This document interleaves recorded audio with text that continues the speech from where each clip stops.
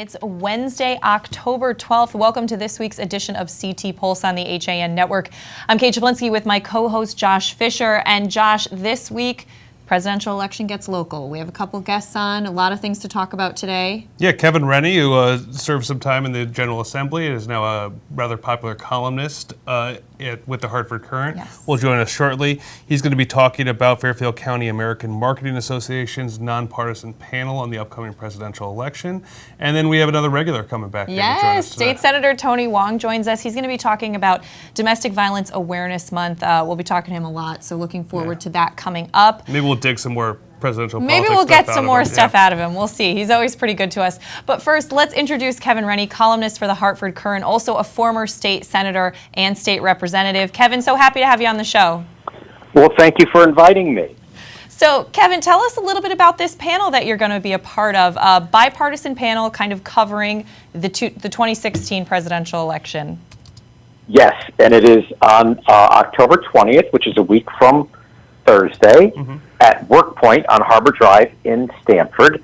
And there are two Democrats, Doobie McDowell, who is a well-known former local television reporter, and she does all sorts of work now on her own, also with Mika Brzezinski.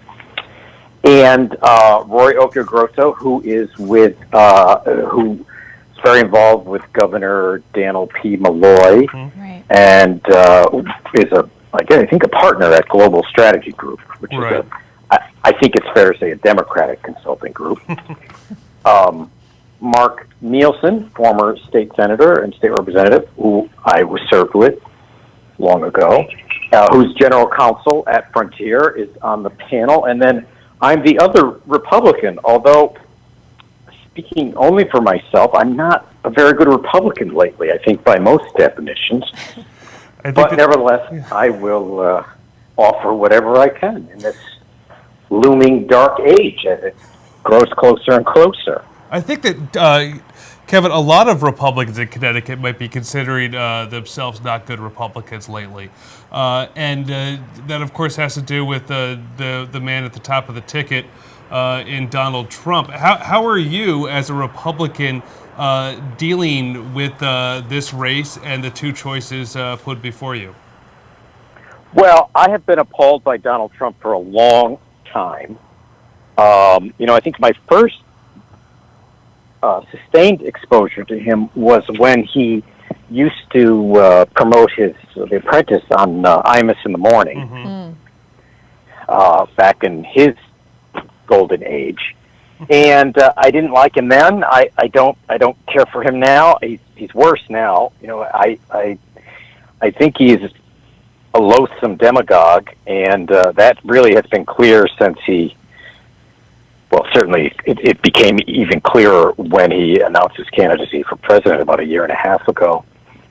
And it has only gotten worse. So I originally was a Marco Rubio supporter, and I think at this, if he had been nominated, he probably would have been 10 or 15 points ahead of Hillary Clinton. You can see the resistance to her. I mean, because she asked probably the sort of the essential question of this campaign right now is, why aren't I 50 points ahead? And anyone else would be, but there's so much resistance to her given the nation's experience with her over the last 25 years. And so, Kevin, thus far as someone that covers politics and has been involved in state politics, what are some of the things that have kind of stood out to you so far up to this point in this presidential election cycle? Well, I think just strategically, Donald Trump certainly had an advantage of being well known, and this is an age of celebrity. Or age of celebrity, and that certainly was his advantage at the beginning, and I thought it would wear off. I really was naive enough to think that his early comments about denigrating John McCain would have been enough to sink his campaign, but I was wrong. I mean, it was just plain wrong. Among Republican primary voters, there's an appetite for this sort of ugly anger and the irrepressible instinct to diminish others. Right. And that's certainly, if a low light is a highlight, as they've become, that certainly an early one. But just in terms of policy, when I think it was in December when Donald Trump was asked about, which leg of the nuclear triad would you upgrade first, he clearly had no clue what the nuclear triad was. And it's shocking to think that someone could be running for president and have, no idea of kind of just an essential American foreign policy tenet. Right. And we just see it more and more.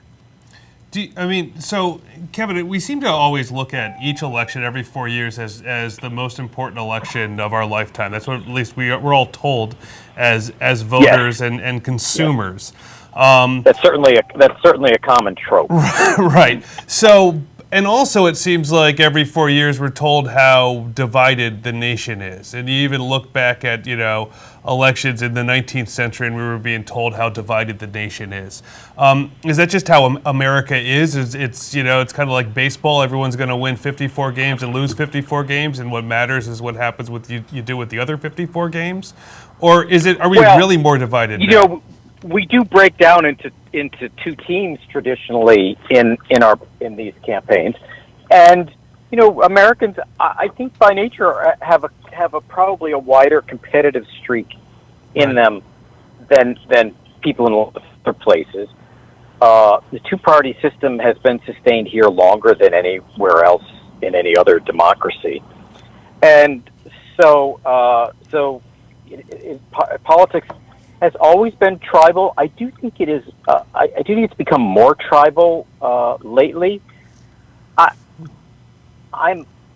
Will say, without revealing much more, I'll just say I was a little boy in 1968, and I remember on the news when at the beginning of each week, the CBS Evening News would have a graphic go up behind Walter Cronkite that would say how many soldiers had been killed and wounded in Vietnam the week before.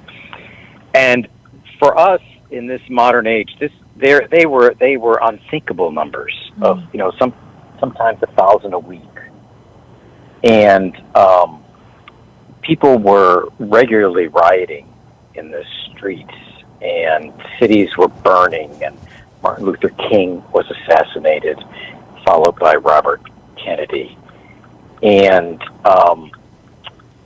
that had, at least for a little boy, that had the feeling of a real crisis. Right. Every presidential election is important, but I do think that there have been many other elections that have been far more critical to the fate of the nation. I mean, I think that's especially true since we do, in many ways, live in a time of unparalleled peace. Yeah, no, that's a good point. So, keeping on this, and we do want to discuss what the panel is gonna be discussing a week from tomorrow on Thursday, October 20th, the Fairfield County American Marketing Association in Stamford. But are you seeing, or do you see, you someone who write a column every week for The Current, and you have a rather active blog. DailyRuctions.com. Thank you, Kate. DailyRuctions.com. Yes, which is always entertaining. Yes. Thank you. But so are you? You can give it a little more stuff. You can give it a little more personality these days in the blog world. Yeah. The personality is kind of part of the fun world that we live in right now. Politicians are not confined to hoping that the news covers them. They could take to Twitter or Facebook and get their message out there to the people who want to hear it, and also hope to get some others. But so there's this.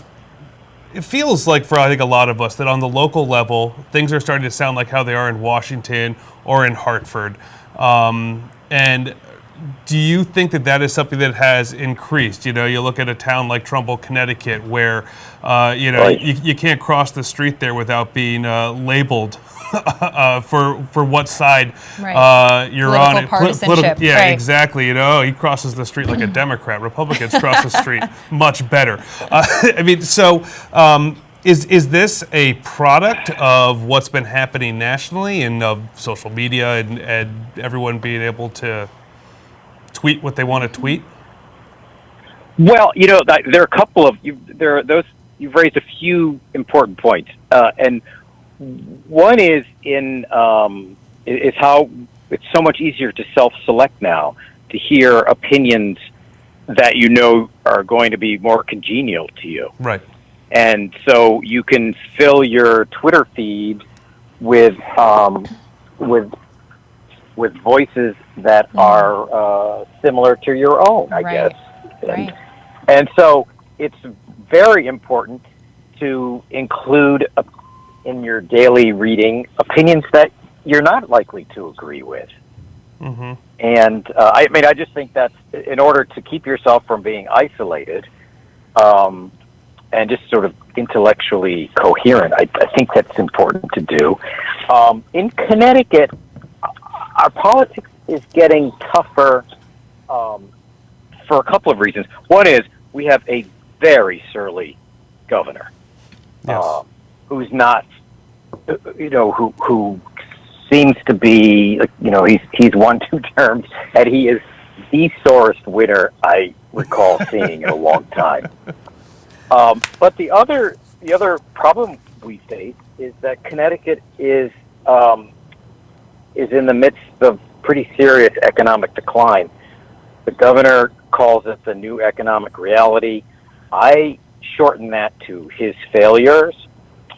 And whenever you have the challenges that Connecticut has, which is some very serious deficits on top of 2 enormous tax increases, the population, people are going to get restive, and it manifests itself in our politics. And so I think that you're seeing, at least in a lot of the exchanges, you're seeing his frustration at the failures of his policies, and then you're seeing other people's frustrations at being unable to effectively enact their own, what they hope would be, solutions. Right. That's interesting. And so is there anything... Connecticut's a pretty pessimistic place right now. Is there anything that stands out to you right now just on the state or local politics level in Connecticut that you've been kind of keeping an eye on? Well, I do think that there is some chance for change in the legislature that could at least put up some barriers to more self-defeating tax increases. I think there's a general consensus that the next legislature is going to face about $3 billion in budget deficits. And so we know that for the Democrats who are in control of the House, Senate, and the governor's office, that their default position to solve this is to raise taxes. And if the Republicans can control one chamber of the legislature, the House or the Senate, or come very close, they might be able to stop that from happening.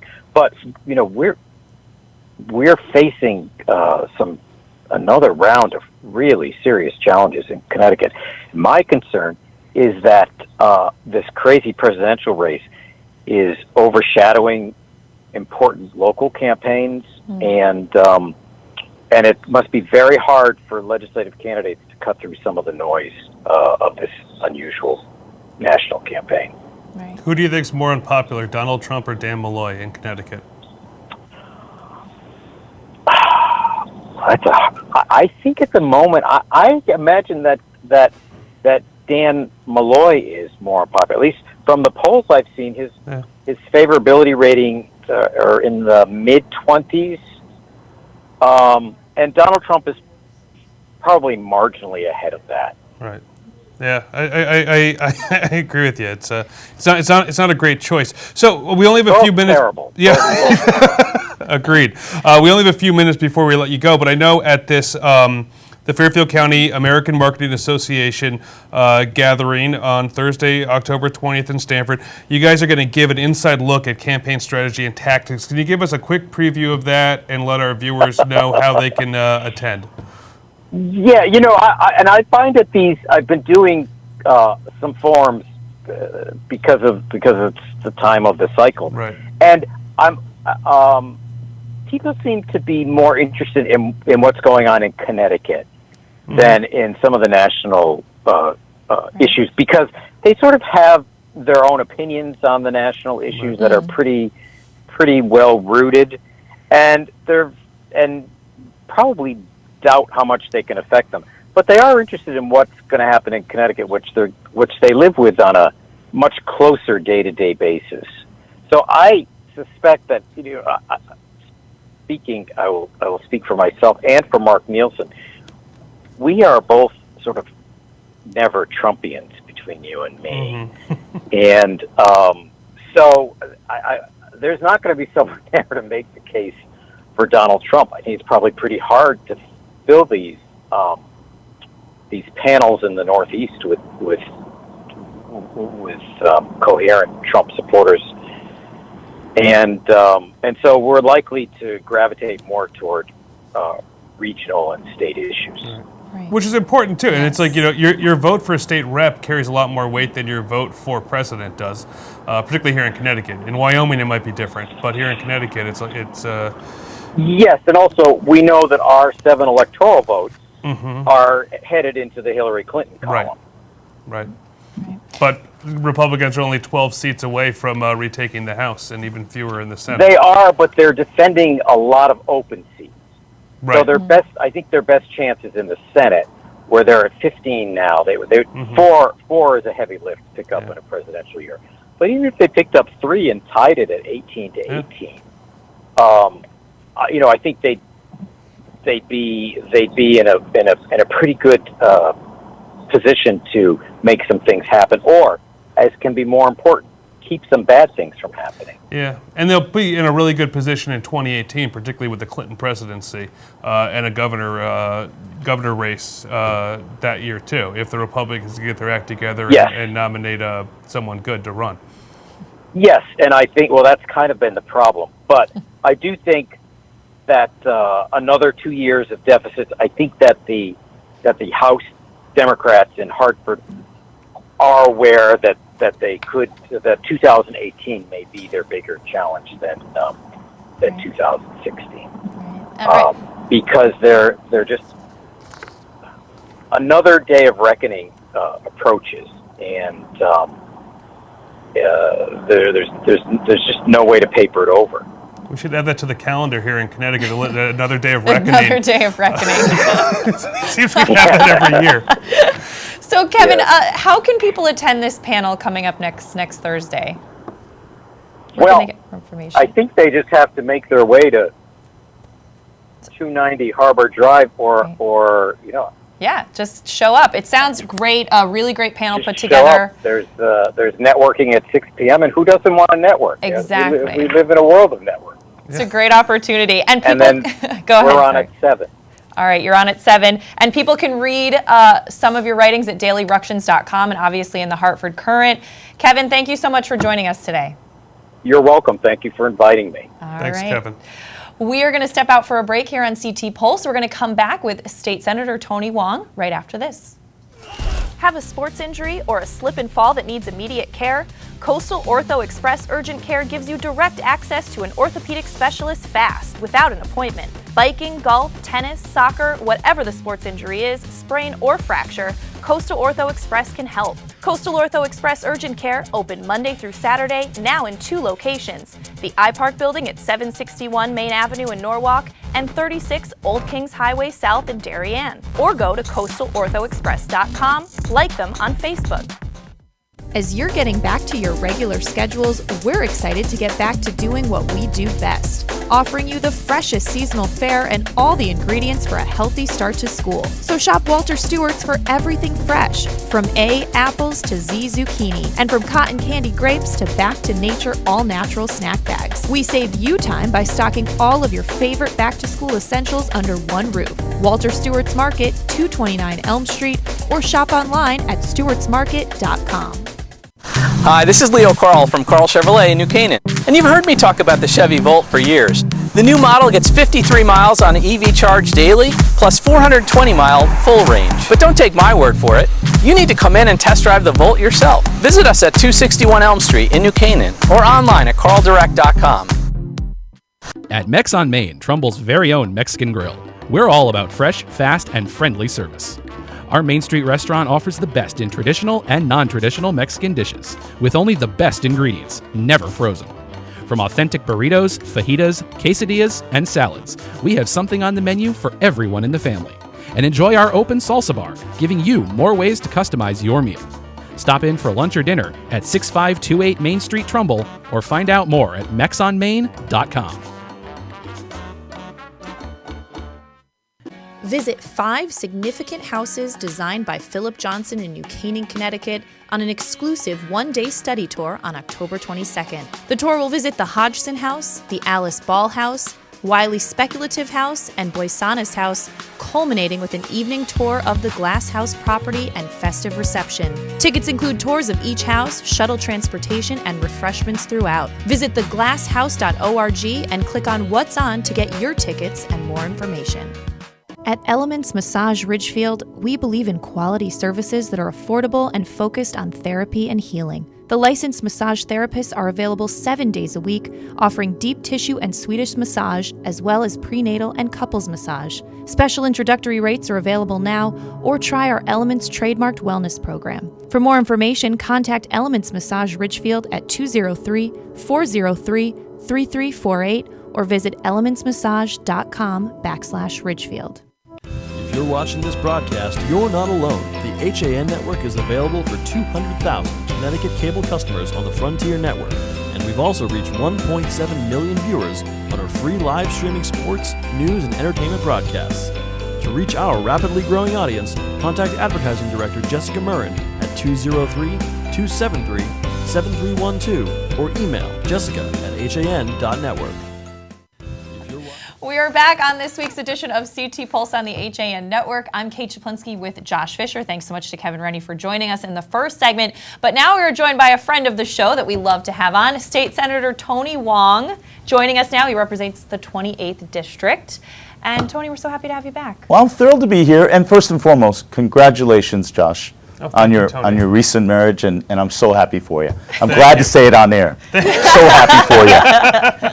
Well, thank you, Tony. And today you're here to talk about domestic violence, and we're going to ask you some other things too, but you're decked out in purple. This is Domestic Violence Awareness Month. It is not by coincidence. Right. October is a month for so many other recognitions. You have breast cancer awareness. But in this case, I'm talking about domestic violence. And it's not just simply violence to women, but also to children, to seniors, and sexual assault that occurs between intimate partners and on college campuses. Violence in any shape, way, or form has no place in our society. And it is something that I think we need to do a better job to kind of make a paradigm shift, to make people understand that the standards should have been changed. What may have occurred in the past that's allowed is no longer and should no longer stand. So I think it's done by awareness, it's done by education, it's done by recognizing that violence in any shape, way, or form not only impacts the perpetrator and the victim, but also the extended network of families, children, and loved ones. No one wins, and no one benefits from it. So I think being able to raise that is something very powerful. We're very fortunate that in our broader community here, we have the Center for Family Justice. It is one of the first of its kind in Connecticut in which we're bringing not only counseling services and a safe haven, but now under one building, we have legal, We have law enforcement. We have counseling. We have education. We have job training.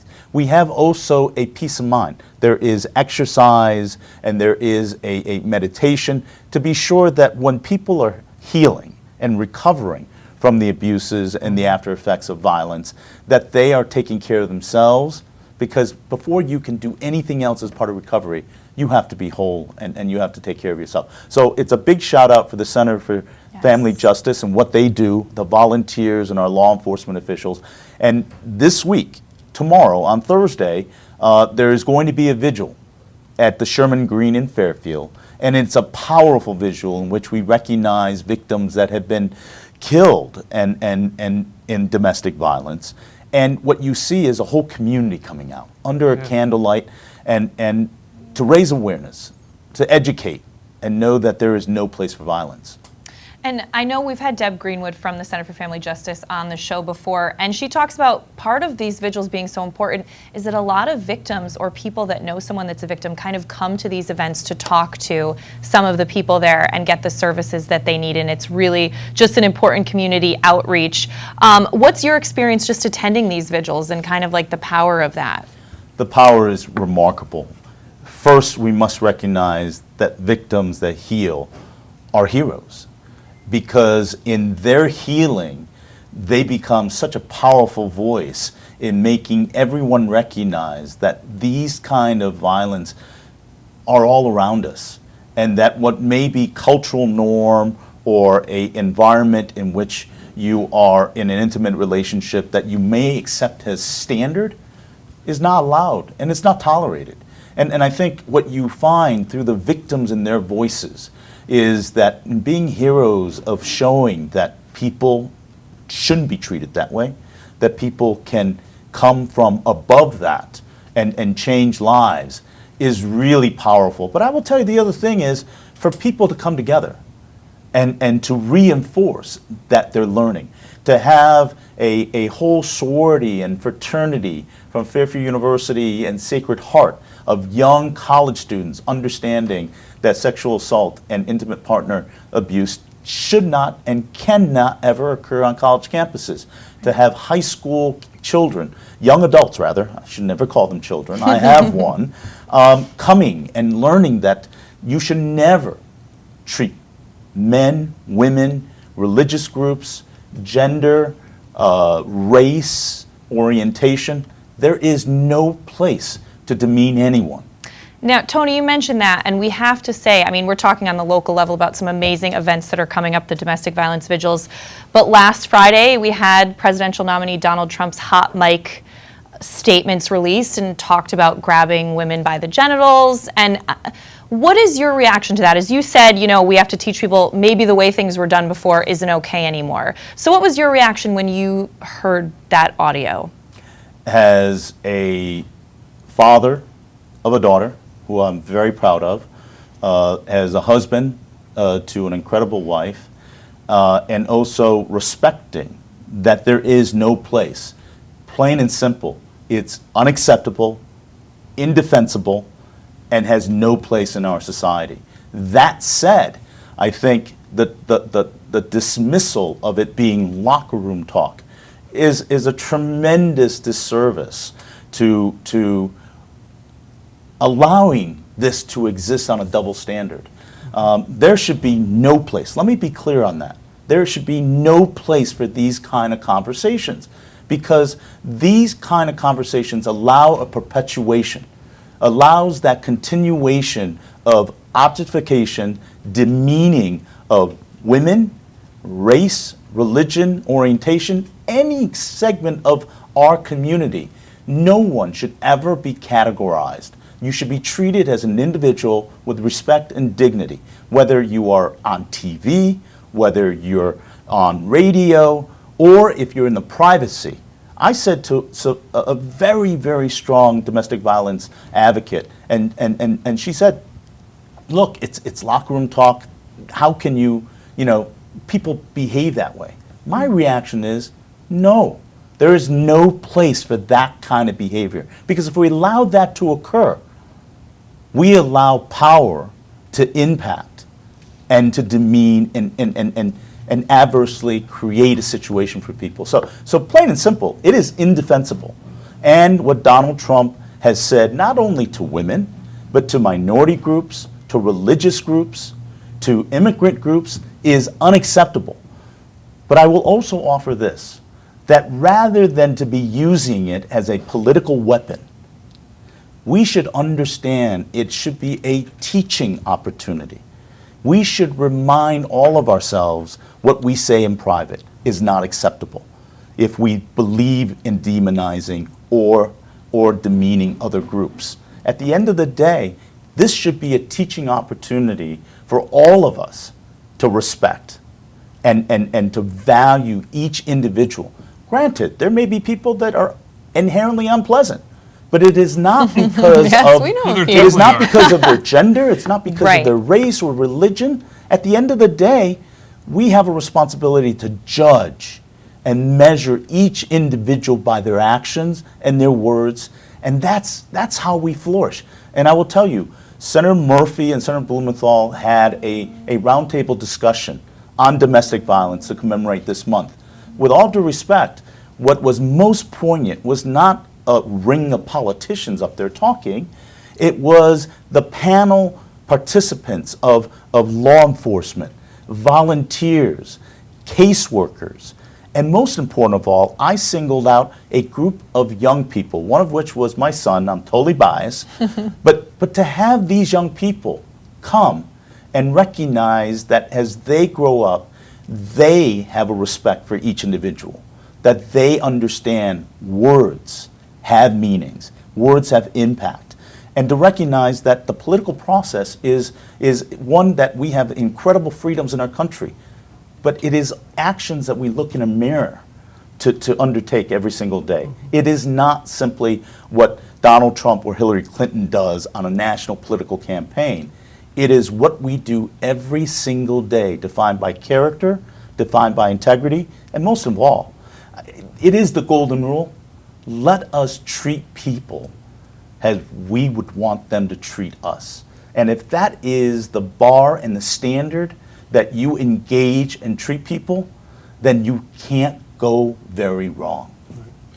You know, and these things you talk about are something that really is, you could go 10 years ago and maybe it wouldn't be taken for granted that everybody deserves to be treated fairly, and domestic violence has become this, you know, domestic violence awareness has become something that we're all actually much more aware of than we were 10 years ago. It doesn't have the same stigma that it used to have, where people were, still people are, but people were as afraid to report it or to be, you know, stigmatized for those things.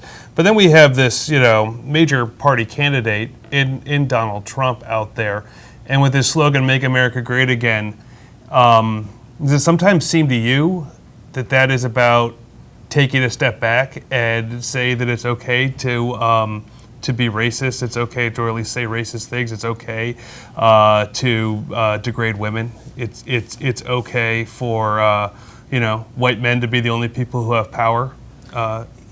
It is never okay, as I said earlier, to demean, Right. to objectify, and to classify groups, races, religions, orientations. Bottom line, treat each individual on the basis of their merits and their contributions. That's the greatness of this country. And the history of this country has laid out that we've had many other candidates that were far worse or maybe far better than the present roster of candidates. But that being said, I'm going to come back. The greatness of this country is being an individual where parents escaped from communism and living and growing up in Taiwan under martial law. The greatness of this country is the precious vote that we all have to be able to be cast in privacy is something that we should hold sacred. And we have a vote. We have a say. So go vote in November. Don't stay out of it. But let's talk about what we can do every single day. And that's the key, right? We can talk about helping a neighbor. We can talk about opening a door. We can say nice things about people to make their day. Those aren't politics. Those are just human, decent reactions. And that means a lot. In my 10 years in public service, I will tell you, I have kids, I have people who came back from 7, 6, 5, 4, 3 years ago that said, you said something that made a difference to me. How powerful is that? You don't need to be a senator, you don't need to be a presidential candidate. You can just be a good neighbor and be a good friend. You know, I think the vitriol and the anger is a very convenient excuse for us not to address the critical issues that impact people's lives. How do we help people that are at risk, that are vulnerable? How do we help people that are fighting every single day against domestic violence? How do we fix our jobs and our economy in our state so we can be a vibrant, contributing economy? Those are real issues we should talk about. These are real issues to be able to say, no one should ever be treated in a way that we've heard recently, either party, okay? It again reminds me when we talk about veterans, we talk about the sacrifices of generations before us. These are not the legacies that they sacrificed to lay out. And what I'm really emboldened by and encouraged by is when I see young people like my son and their friends, and I see college kids, and when I see seniors, when I see people coming out in the community, volunteering at the soup kitchens, volunteering and reading aloud to urban schools, that is really what makes this country great, not the vitriol. And for people that use that as a political weapon, they should look in a mirror and say, what have you done to make the world better? I say that to my kids all the time. It almost becomes right. But I have to tell you, it's ingrained. It's ingrained, the little things we can do to make positive contributions, it makes the world a difference. And you talk about a political weapon, and you know, state Democrats on Sunday held a press conference where they kind of called out Republicans, asking them to denounce Donald Trump. I believe we have a clip of that that we could show right now just to kind of get an idea of what they were discussing there. Today to strongly condemn Donald Trump's disgusting comments. The recordings we have heard were not locker room banter. They were nothing short of description of sexual assault. No woman, no person should ever be talked about the way Donald Trump has spoken about women. He has shown time and time again throughout this campaign that he is unfit to serve as President of the United States. There is a reason that Republicans around the country are fleeing from Donald Trump as fast as they possibly can. At least 16 Republicans in the U.S. Senate are now longer supporting Trump. But sadly, many of the Connecticut Republicans have failed to recognize that Trump is unfit to serve as a president. Instead, many of the Republican Party is just offering distractions which are akin to defending Trump. This is simply unacceptable, and we are calling on the Connecticut Republicans to immediately denounce Donald Trump and his hateful, disgusting language. The Connecticut Republican candidates up and down the ballot who fail to speak out against Donald Trump will be held accountable by voters on November 8th. I now want to introduce some other people that are here to speak out also. First, let me introduce That was Lieutenant Governor Nancy Wyman, and that went on for about 25 minutes or so. I have great fondness for Lieutenant Governor Wyman. She is a fabulous public servant. And I do agree, as I said before, there is no place ever in locker rooms. It actually demeans the locker room context. Yeah. It should never be in a private setting. Look, there's no place for these kind of words and actions. All right? But that being said, I think she's reading from a statement. Here's my answer. Look in a mirror. Do what's right.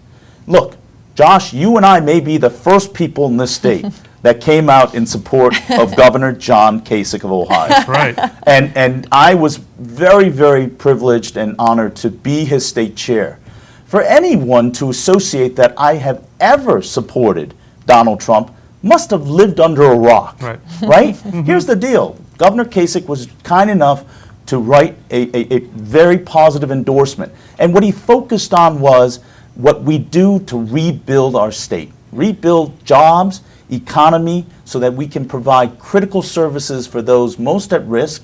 That is a critical role of government, okay? Not locker room or chats like that. They're important, but that's person character traits, and it may be flawed in that. But the bottom line is we have so many more things to do. But that being said, look, do I wish Governor Kasich was the presidential candidate? Without a doubt. But we are where we are. But what I say to everyone is come out and vote. Judge each individual candidate based upon what their values, what their actions, and what their results are. Do not allow what happens at 10,000 feet. I know it's important, and I know it's emotional. But what we're going to do in the state Senate, in the House of Representatives, at the end of the day, affects all of us. Our ability to fund our schools, to provide an education, to care for our seniors, to care for those that are sick, to care for those that are at risk. That is what we can do. And to move away and use that, how about solutions? I would say to the Lieutenant Governor right then and there, how about creating jobs? How about helping our businesses grow? How about not taxing hospitals? How about not cutting educational funding because of a budget that was passed out with a single party input that was a Titanic the day it was passed? Because bad budgets impact people's lives. At the end of the day, I propose moving forward to do what we can. I applauded the agreement to help Sikorsky to become an engaged business partner in our state into the 22nd century. I applaud the opportunity that we are talking about making changes. Let's continue that debate. Let's measure what we do. And most important of all, look in a mirror and remind ourselves, what are we doing every little bit to make our world a little better for others? Sounds like a good governor's stump. Yeah, well, I have to say, if you were depressed from watching the debate on Sunday night, you could just listen to Tony Wong. You'll feel a little bit better and more hopeful. But Tony, how frustrated it is for you? How often do you get asked when you're on the campaign trail about Donald Trump? I have to be honest with you, Josh. I don't get asked that a lot. Really? And I'll tell you why. As their state senator, we talk about issues that matter directly to them. Transportation infrastructures, schools for their children, their job security, their real estate values, the ability to be able to plan 5, 10 years, and 20 years into their future and hope to stay in this state. Those are real poignant points of conversation. And they ask, what am I going to do for my family and for myself down the road? That's the greatness of the democratic process. That when you listen and talk to people, instead of talking to a teleprompter, instead of speeches made for TV, you're talking to the people you represent. That is a tremendous joy. And that is something that people need to understand. That when we talk to people, it may be a cursory reference to it, but the real conversation comes back to seeing what is happening in the state of Connecticut and how it impacts me. Right. To talk to someone who I just saw today at the train station when I was meeting people, to talk about somebody who spent 35 years as a teacher educating our children. And I thanked her profusely. And then to hear her talk about the joy that she has in being a grandmother, that she has a granddaughter 5 minutes down the road, but unfortunately has a son who can't find a job in this community, have to move out to Kentucky, that they can't share in the joy of precious family moments. That is what we should be focused on in the state Senate and in the House, that we can make our state the best that it can be so people can live rich, engaged, and fulfill lives. Well, but we've seen 6 years of bad decision making and bad planning by Governor Malloy and the Democrats. And I think, and I agree with you, when Nancy Wyman and the rest of the Democrats held that press conference on Sunday, it was all about taking away the attention on, I think, the Malloy administration and what's been going on, and focusing it on Donald Trump, who anyway doesn't have a chance of winning here to begin with. And but it's that whole let's focus on the national thing, because that's gotten the Democrats very far in this state by comparing Republicans to the National Republican Party, which I don't think you'd fit in well with the National Republican Party. The budget that was passed, proceeded, the yeah. budget that was passed that impact the lives of every individual in the state of Connecticut was a titanic. It was a titanic in the day it was passed. It started leaking with GE's announcement, with various other companies, with the exodus of people from our state, and in the heel of two of the largest record tax increases in the state's history. We ran deficits.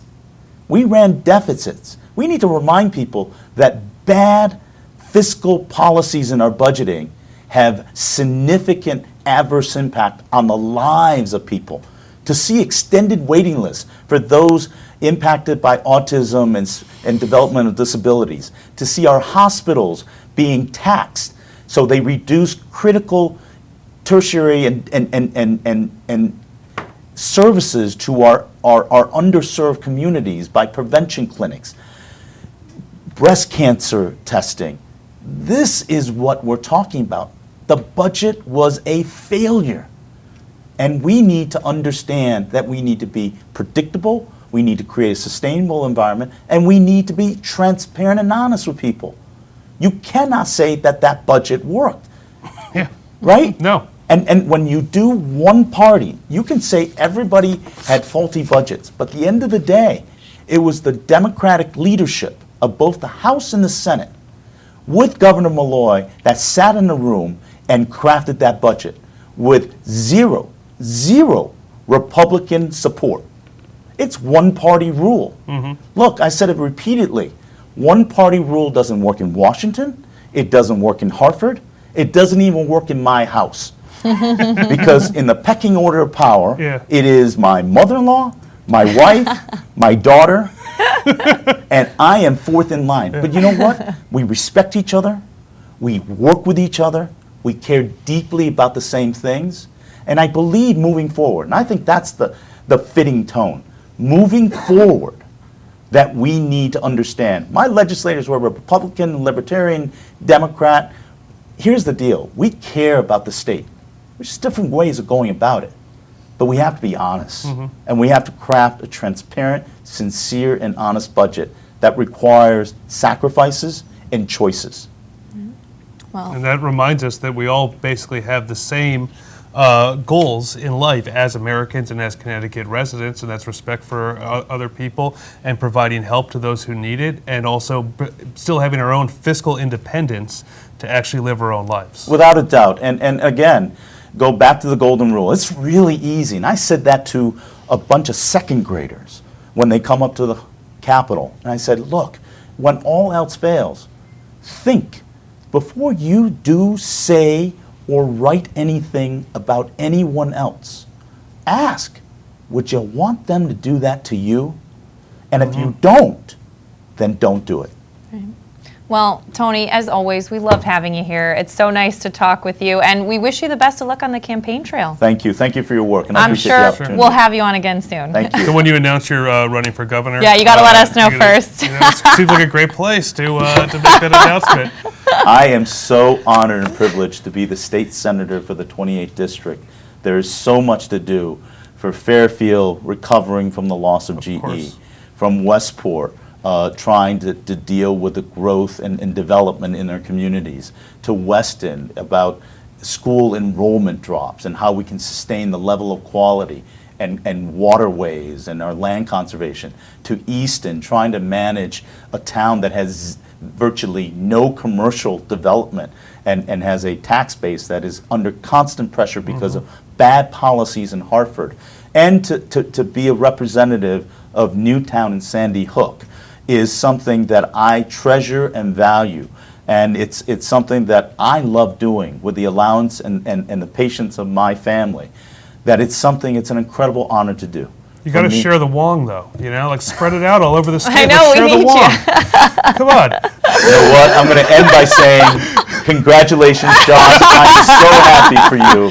And may the lovely bride and be happily ever after. Thank you, Tony. Thank you, Tony. It's great to see you today. Thank you. All right, we're going to step out for a break. When we come back, some of the stories we're following this week and Doug Smith's editorial cartoons after this. Want a new experience in car buying? Scap Chrysler Jeep Dodge Ram with one of the largest inventories of new 2- and 4-door Wranglers. We are Connecticut's Wrangler headquarters. Come visit our new Ram Truck Center. Browse our websites, scapchryslerjeep.com or scapdodge.net to find the new Jeep, Chrysler Dodge car, minivan, or Ram truck you've been looking for. Just 2 miles from both I-95 or the Merritt Parkway exit 44. Save thousands right now during the Jeep Celebration event and Ram Power Days. Now through September 30th.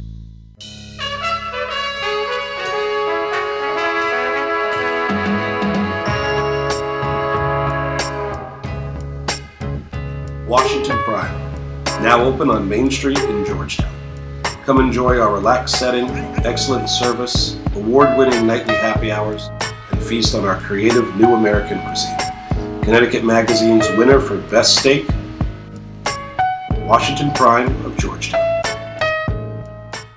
The leaves are changing, water temps dropping, and the sun is setting a little earlier each day. But there's still a lot of great boating, fishing, and coast time left before we see the first snow. And above all, remember, it's always summer at the Dock Shop. With loads of new fishing tackle and accessories, clothing, jewelry, and home decor, the Dock Shop is just what you need when you start to feel that New England autumn chill. Boater, beach bum, fisherman, or simply love the New England coast, this is a unique place to shop. The Dock Shop, 51 Tokenique Road, Darien, 609 Riverside Avenue, Westport, dockshop.com.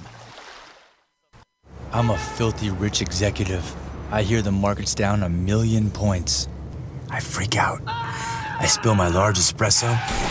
The searing pain makes me slam on the brakes. Uh-oh, your fault. And your cut rate insurance may not cover my $90,000 car, so I sue you, because that's what I do. So get Allstate. You can save money and be better protected from mayhem. Like me. Visit your local Allstate agent, Nick Montanero, at 6528 Main Street in Trumbull for a personalized quote. At InSports Trumbull, the game is always on inside. Recently renovated and home to one of Connecticut's largest indoor turf fields, InSports is a multi-sport recreation center providing state-of-the-art facilities for league play, camps, and youth programs. Players have access to soccer, lacrosse, football, baseball and softball, field hockey, rugby, basketball, volleyball, and social game facilities. InSports has also launched an early childhood development program, a daycare and pre-K program all rolled into one. Don't miss out on the fun. Find out more at insportscenters.com or call 203-268-1214. Like and follow us on Facebook.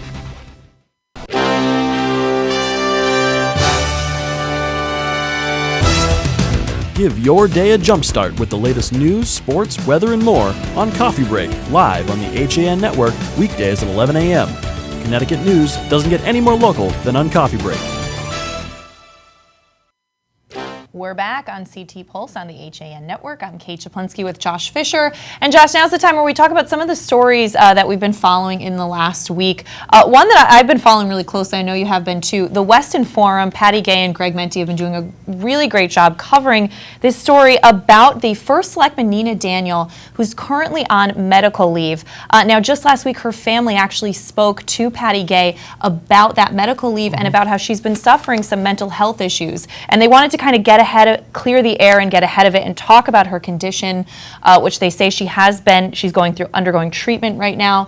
And I just thought it was really interesting and, kind of great for them to come out and want to talk about this, because when it comes to mental health issues, it's difficult for people to want to go there. It was courageous, and they talked about how she's been dealing with mental health problems for much of her life. It was under control. She switched up her medication recently, which has just really wreaked havoc on her, Right. family.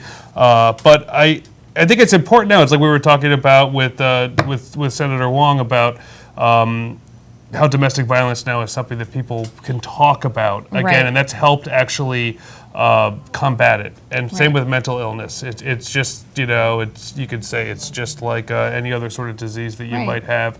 And hiding it and avoiding it often is not the best way to go about it. And especially in a small town like Weston, and they were concerned about rumors going around because while she was suffering from these issues, she did make calls to town employees as she was suffering from delusions, and I know they were concerned about that. And just, hats off to the Weston Forum staff because they've been doing a really great job covering it early on. So far, by the way, the Weston Board of Selectmen has tabled a discussion on prolonging that medical leave. They've asked for some additional information because Nina Daniel has requested an additional 4-week medical leave, and I believe she's been off since mid-September or so. Yeah, can't remember the exact date. Since August. Since August, Yeah. right. But follow the WestonForum.com for more on that story.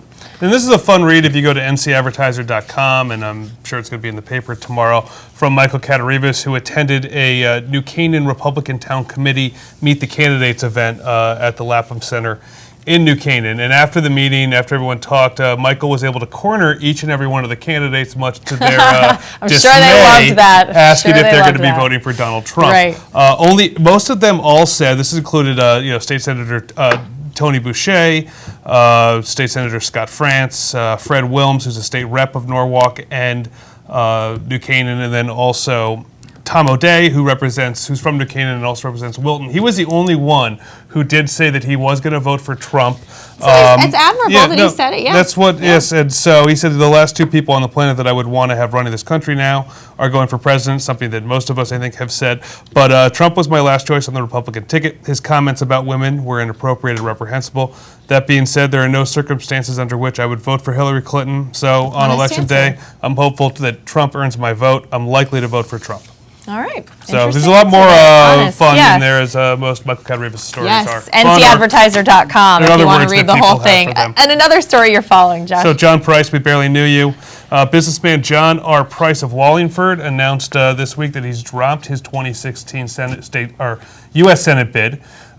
He was hoping to run on the independent line. Republican State Rep Dan Carter of Bethel now has a clear shot at getting that endorsement. They both were endorsed by the Independent Party. Oh, so independent they couldn't pick they couldn't pick. That independent.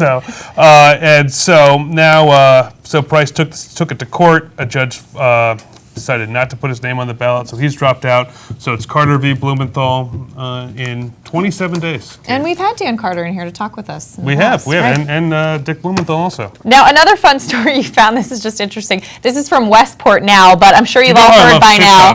I'm sure you've all heard now about American Housewife, which is an ABC sitcom, which is set in Westport, Connecticut. Now, they put up an interesting map, and there were some issues with that map, including that the town of Westport was spelled Westport. Just a little bit of a problem there. Brandford, also spelled incorrectly. There's no D in Brantford. Torrington, very far south. Yes. And, so an interesting take on Connecticut. What is it? New Haven's west of the Houstonic River and above Milford.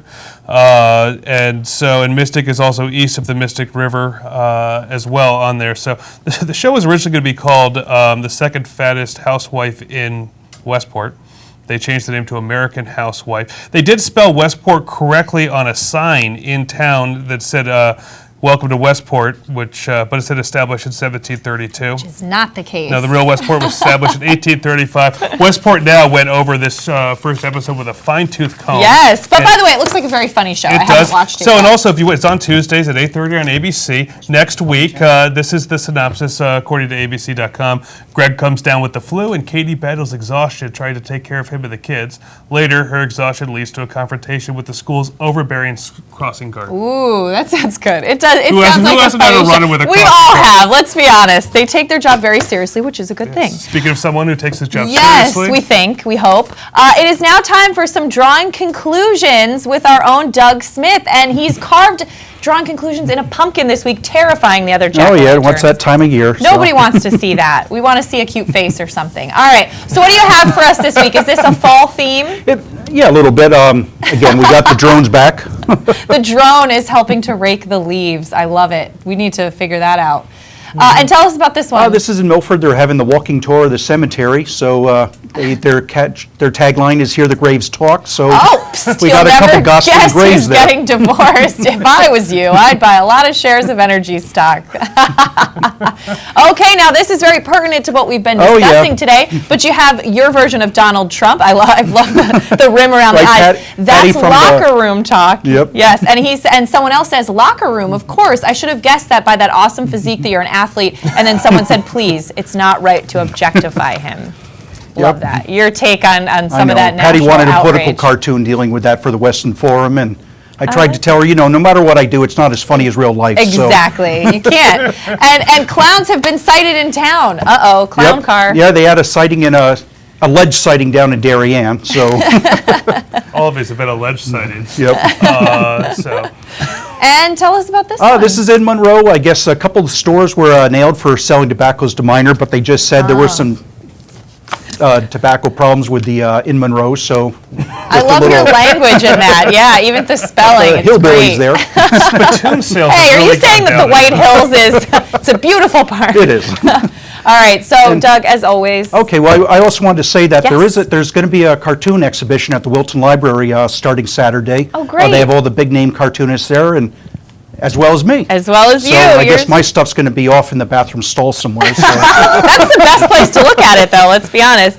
Doug, seriously, your cartoons are awesome. Well, People thank should you. definitely go check that out. That's going to be at the Wilton Library? Yes. Right in Wilton Center. All right. Doug Smith, thank you so much. Thank you. We're going to wrap things up here on CT Pulse. Of course, if you missed any of it, you can watch it on demand at han.network. Coming at you at 2 o'clock is Nutmeg Sports with Frank Cornito, so be sure to check it out. We'll see you next time. Where's my lap?